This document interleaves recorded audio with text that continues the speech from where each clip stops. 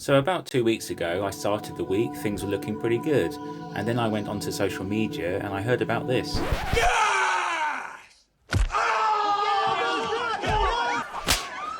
Suffice to say, the internet was not happy that day. Personally, I wasn't even aware they were developing another Deus Ex game, but to be fair, I am a casual gamer at best. Basically, a new Deus Ex game had reportedly been in development for 2 years, but Embracer just cancelled it amid more layoffs. This comes as another wave of particularly brutal job cuts to the video game industry. The gravelly voiced voice actor Elias Tufexis went onto social media to explain a bit more about the situation. He said that he wasn't involved with this particular game, and according to him, it likely wasn't a continuation of Jensen's story from Mankind Divided, and that he gave up on it a long time ago. He also added that, as for Jensen, we say goodbye but hopefully not farewell.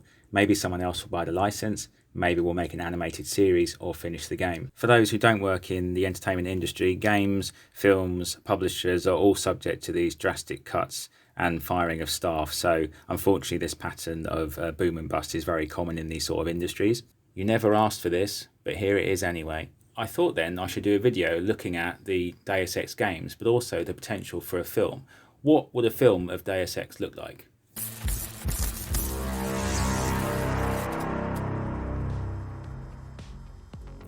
So what I'll do a brief summary of each Deus Ex game. Of course. And I do encourage you to check out the games and play them because they are fantastic. What I particularly like about them is the science fiction ideas, technology and the aesthetic. And I think there's real potential for a good film to be based on some of these games, and maybe a way to close the Deus Ex franchise if there isn't going to be a new game for a number of years. The Deus Ex franchise has had a significant impact on the gaming industry, with the first game being a landmark title in immersive sim and cyberpunk genres. Whilst Invisible War received mixed reactions, the series saw a successful revival with Human Revolution, and Mankind Divided continued the franchise's legacy. The games have genuinely been well received critically and have garnered a dedicated fan base. The first game, Deus Ex, was released in 2000. It's set in a dystopian future in 2052, and JC Denton, a nano-augmented agent for the United Nations Anti-Terrorist Coalition, discovers a global conspiracy involving a powerful organisation called Majestic 12. As JC investigates, he uncovers plans for world domination and faces moral choices regarding human augmentation and societal control. Deus Ex Invisible War, released 2003, is set 20 years after the events of the first game. Invisible War explores a world recovering from the collapse of various governments. Players control Alex D, a trainee at Tarsus Academy who becomes embroiled in a conflict over a powerful nanite technology that could reshape humanity. The story revolves around choices between different factions and the impact of those choices on the world. Deus Ex Human Revolution was released in 2011. Set in 2027, corporations hold immense power and human augmentation technology is a controversial issue. Adam Jensen, head of security at Sarif Industries, undergoes augmentation after a terrorist attack leaves him critically injured. As he investigates the attack, he uncovers a conspiracy involving the Illuminati and a plan to control augmentation technology for global influence. It's important to note that Human Revolution is set in 2027, so it actually serves as a prequel to the first Deus Ex game. The series was continued with Deus Ex Mankind Divided, released in 2016. This is set 2 years after Human Revolution, so in 2029. Mankind Divided continues Adam Jensen's story in a world divided between augmented and non-augmented individuals.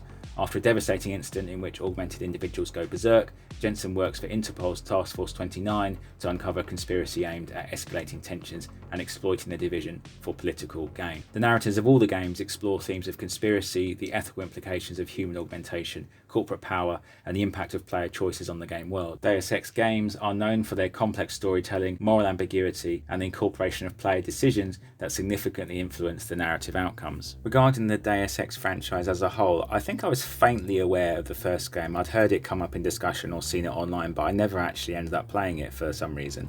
And then obviously many years passed until Human Revolution came out, and for me that's when it kind of really sort of burst into my consciousness in terms of the awesome trailers, the music, and it felt fresh. It had an incredible dystopian science fiction feel. The visuals were amazing, a very distinctive gold and black colour palette that I hadn't seen anywhere else. And of course the cool voice of Elias Tufexis playing Adam Jensen, the costume, the cool sunglasses, the spiritual trance, soundtrack score by Michael McCann swelling in. It really is a fantastically cinematic game to play. I'm not so much a fan of the repetitive events and hacking, though, I will say. Apologies to hardcore gamers out there, but I did find those a little bit repetitive. But certainly the narrative and the suspense, the fight scenes, I thought were brilliant. But more than just the gameplay, the themes around technology is very timely. It's ironic that on the same day that Deus Ex had announced to be cancelled, that Elon Musk announced Neuralink trials. Apparently Musk is a big fan of Deus Ex, so maybe he can help with this problem, and Elias Toufexis did actually point out to him on Twitter. In terms of the themes of Deus Ex, we now actually have bionic arms, we have brain-machine interfacing happening now, we have robots, and the central idea of augmentation, transhumanism. This could be a realistic issue that our society faces, within the next few decades. So part of the lingering appeal of Deus Ex is it does make you think, if augmentations were possible, is it something that you would actually voluntarily want? Would it create, inequalities in society? So it's a really sort of thought-provoking game as well. So what if there was a film made about Deus Ex? Well, this was actually inspired by a real conversation that I had with a producer of the film Archive. Archive is a 2020 science fiction film written and directed by Gavin Rothery in his directorial debut. The film is set in 2038 and follows George Almore, played by Theo James, who is a scientist trying to bring his deceased wife back from the dead by transferring her consciousness into a human-like robot. However, things become more complicated, and the film explores themes of grief, guilt, love, and artificial intelligence. It also has a fantastic twist ending, which I am not going to give away here. But the point being, I thought Archive was a fantastic film, shot on a tight budget and visually stunning, so could lend itself well to a Deus Ex project. And B, the actor Theo James, I thought would be a fantastic live-action version of Adam Jensen. He needs to work on the gravelly voice, though. I never asked for this. But I think aesthetically he looks quite similar to Adam Jensen, which could be really excellent casting as well. Apparently, though, according to the producer, it is difficult getting the rights at the moment, so it won't be happening anytime soon. However, the film Archive is more positioned towards artificial intelligence, consciousness and robots. The actual subgenre of augmentations is actually quite small, and what I mean is humans with machine implants, but not necessarily full-blown Terminators. Repo Men is an underrated but interesting film.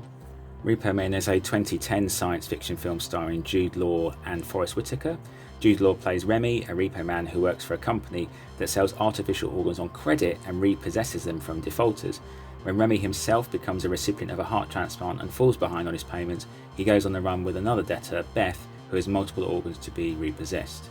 And for me, the most interesting grey area is the divide between augmented humans and normal humans. I think that's really an area to be explored in the film or television series, if there was one.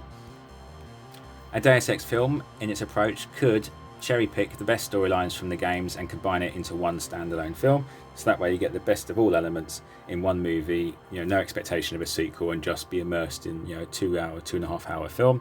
This would help the Deus Ex games reach a wider audience who might be unfamiliar with the games, but also satisfy fans in terms of showing the best moments with live actors, with maybe some changes. It could take place after Mankind Divided and bridge the gaps between the ending of Divided and then the first Deus Ex game, okay? Or it could be a mini-series.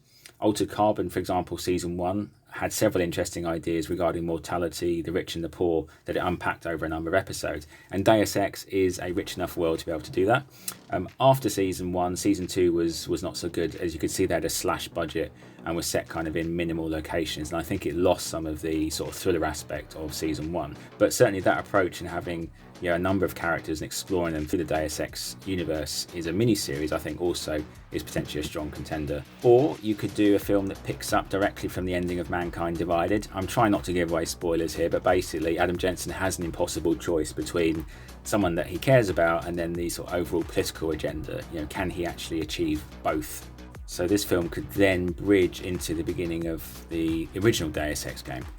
The games also use interesting metaphors that the film could explore further. So, for example, the Icarus myth, or someone flying too close to the sun with wings that he made, is very much a comment on those individuals overindulging themselves in augmentations to a point where they end up destroying themselves in the process. There's a really interesting book called The Art of Deus Ex Universe, which is packed full of insight in terms of the narrative and games design.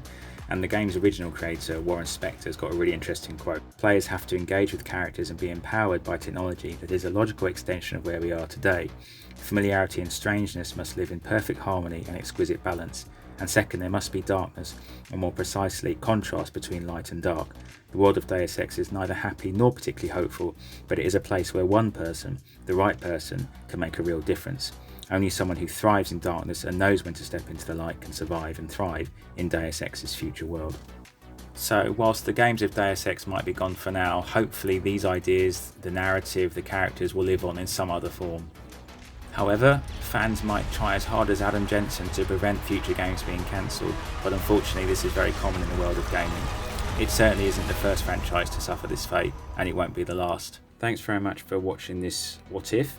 If you can please like and subscribe, that would help me out. And I'd also like to hear your comments. For example, what do you think would be the best approach for the Deus Ex franchise next? Assuming there are no more games to come, what do you think they should do? Do you think an animated series? Do you think a mini television series? Do you think a standalone feature? Do you think a faithful recreation of the first or second game, or both games put together? Do you think a linking film between the ending of Mankind Divided and the first Deus Ex? What do you think would be the best approach?